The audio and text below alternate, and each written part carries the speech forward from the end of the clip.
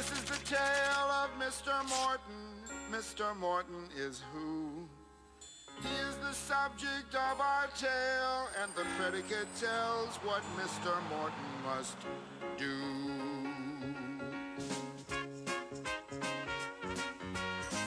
Mr. Morton walked down the street. Mr. Morton walked. Mr. Morton talked to his cat. Mr. Morton talked. Hello, cat. You look good. Mr. Morton was lonely. Mr. Morton was. Mr. Morton is the subject of the sentence, and what the predicate says he does.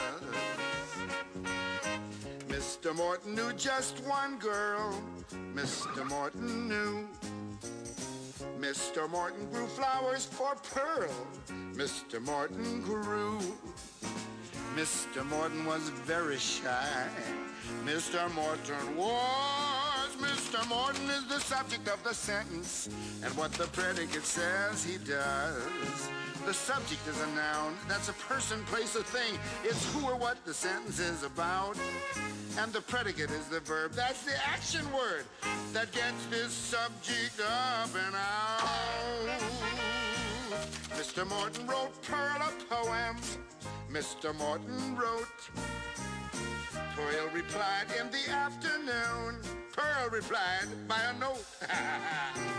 Mr. Morton was very nervous. Mr. Morton was. Mr. Morton is the subject of the sentence, and what the predicate says he does. The cat stretched, the sun beat down, a neighbor chased his kid. Come here, kid, come on. Each sentence is completed when you know what the subject did. Mr. Morton knocked on her door. Mr. Morton knocked. Mr. Morton sat on her porch. Yes, he just sat there and rocked. Mr. Morton was a nervous man. When she opened up the door, he ran. Mr. Morton climbed up his stairs. Mr. Morton climbed. Mr. Morton rhymed pretty words. Mr. Morton rhymed. Mr. Morton was lonely.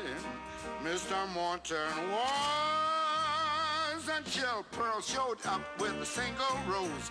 Who says women can't propose? Now Mr. Morton is happy, and Pearl and the cat are too. They're the subject of the sentence, and what the predicate says, hey!